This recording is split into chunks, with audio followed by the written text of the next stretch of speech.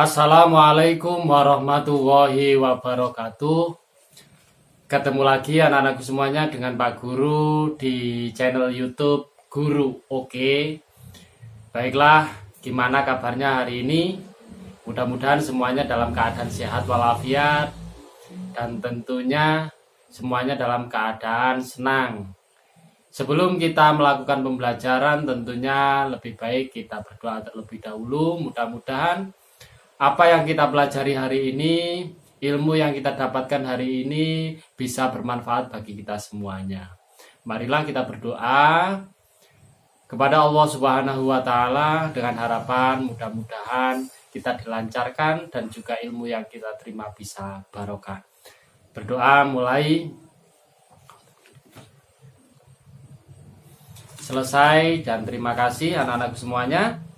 Pagi hari ini kita akan belajar mata pelajaran bahasa Indonesia, yaitu tentang gagasan pokok dalam teks. Gagasan pokok dalam teks. Tentunya anak-anak di pelajaran bahasa Indonesia pastinya kita sudah sering mendengar apa yang dinamakan gagasan pokok, apa yang dinamakan teks, dan seterusnya anak-anak ya. Baiklah anak-anakku semuanya, kita lanjutkan pembelajaran hari ini. Dalam pembelajaran tentang gagasan pokok anak-anakku semuanya, kita akan mempelajari tentang yang pertama menemukan informasi penting dalam teks, yang kedua menemukan gagasan pokok dalam teks, yang ketiga menulis gagasan pokok dalam teks.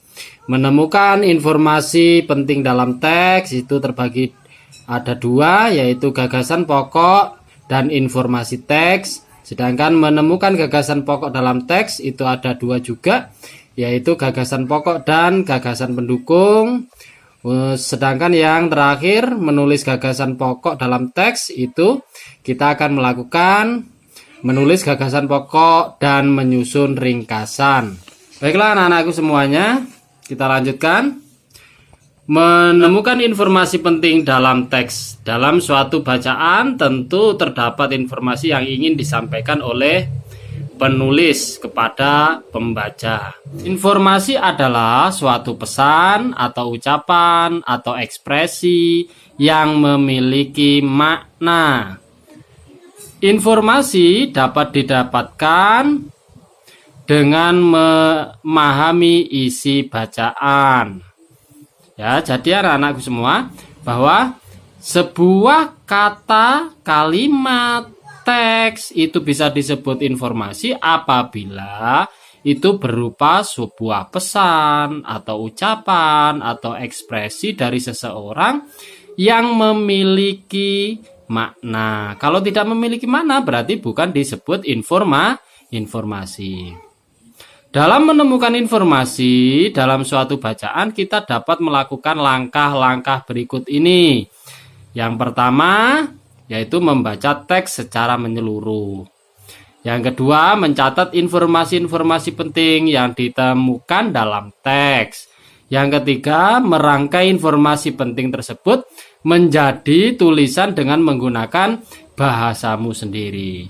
Jadi, untuk mendapatkan sebuah informasi dari sebuah teks, anak-anak bisa melakukan dengan cara yang pertama, baca teks tersebut secara utuh dan menyeluruh ya. Dibaca dulu semuanya teksnya. Terus yang kedua, dicatat informasi-informasi yang penting yang ditemukan dalam teks itu.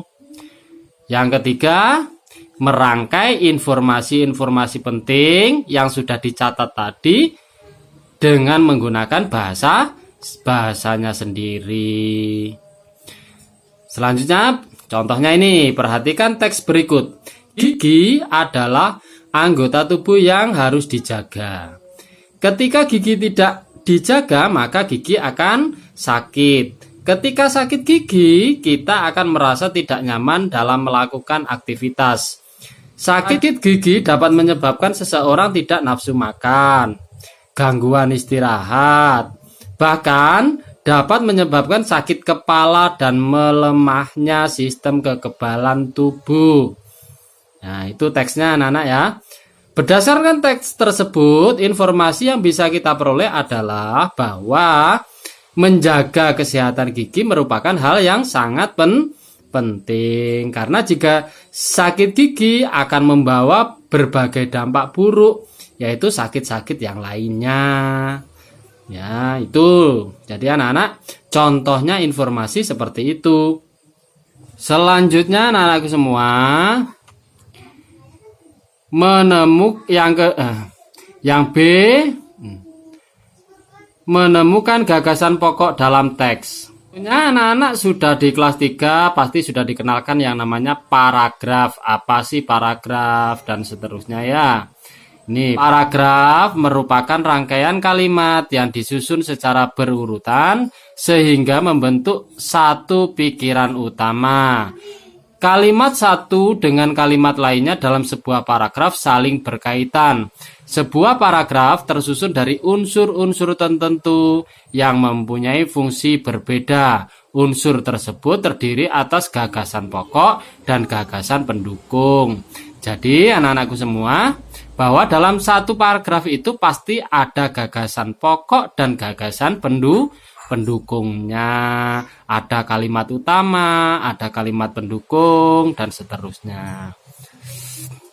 Kalau anak-anak kurang paham, bahwasanya paragraf itu biasanya kalau dalam sebuah teks itu ditandai dengan sebuah kalimat yang awal kalimat tersebut itu biasanya barisnya agak maju ke depan. Seperti contohnya seperti ini ya, seperti ini. Nah, ini berarti paragraf baru. Dan di akhir paragraf pasti diakhiri dengan titik ya, diakhiri dengan titik. Ya, ini namanya satu paragraf.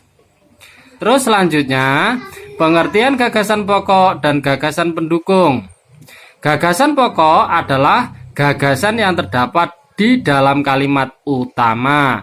Nama lain gagasan pokok adalah ide pokok, ide utama, atau gagasan utama.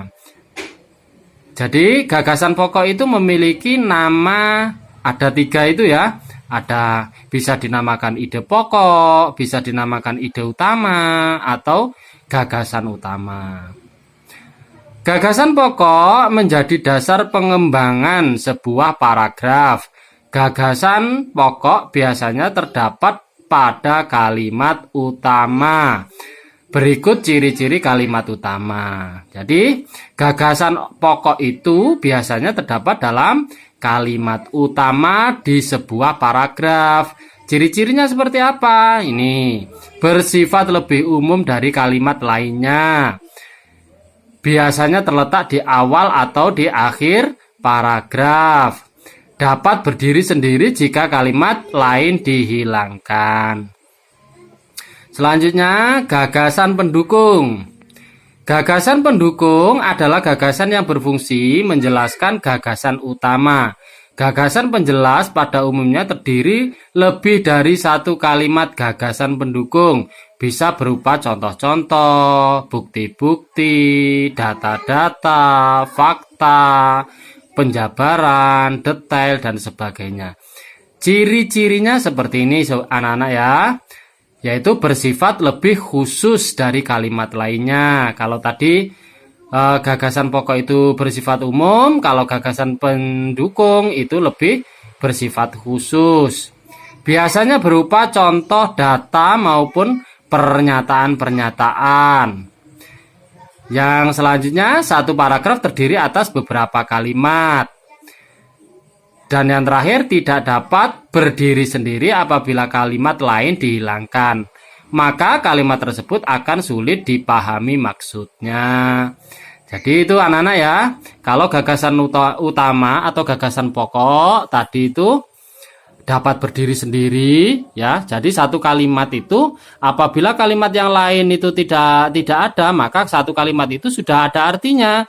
Namun kalau gagasan pendukung itu apabila kalimat dari gagasan pokok tadi hilang atau kalimat yang lain hilang, maka tidak memiliki arti atau bisa juga bisa juga kalau dibaca itu membingungkan. Contohnya, perhatikan contoh paragraf berikut. Mata adalah satu bagian tubuh manusia yang paling penting dan mudah bermasalah jika tidak dijaga kesehatannya. Salah satu cara menjaga kesehatan mata adalah dengan mengonsumsi wortel. Buah wortel mengandung bagian nutrisi yang berguna bagi kesehatan mata. Kandungan tersebut antara lain vitamin A, vitamin C, vitamin B, karbohidrat, protein, mineral, kalsium, zat besi, dan kandungan lainnya. Gagasan utama pada paragraf di atas terdapat pada kalimat pertama, yaitu mata adalah salah satu bagian tubuh yang paling penting dan mudah bermasalah jika tidak dijaga kesehatannya. Itu adalah gagasan utamanya. Terus untuk kalimat-kalimat yang lain itu apanya, Pak? Kalimat yang lain itu adalah gagasan pendukungnya. Jadi kalau kalimat seperti mata adalah salah satu bagian tubuh yang paling penting dan mudah bermasalah jika tidak dijaga kesehatannya, itu saja maka sudah memiliki arti. Namun kalau kalimat-kalimat yang lain itu apabila tidak ada gagasan utamanya membingungkan. Contohnya mengonsumsi wortel. Apa ya mengonsumsi wortel? Terus mengandung vitamin A. Vitamin A itu apa yang mengandung vitamin A? Nah, dan seterusnya. Kan bingung. Maka itu adalah dinamakan gagasan pendukungnya atau kalimat pendukung. Baiklah anak-anakku semuanya, mungkin pembelajaran kali ini cukup ini dulu ya. Cukup ini dulu. Nanti kita lanjutkan pada pertemuan berikutnya. Baiklah anak-anakku semuanya, untuk yang terakhir tentunya tetap harus ada tugas yang berbentuk ringkasan. Baiklah anak-anakku semuanya, itu tadi ya pembelajaran kita tentang gagasan pokok dan gagasan pendukung. Ya, gagasan pokok dan gagasan pendukung. Terus untuk yang terakhir tentunya anak-anak ada tugas dari Pak Guru, yaitu yang pertama adalah langkah-langkah apa saja yang dapat kita lakukan untuk menemukan informasi yang ada pada sebuah teks.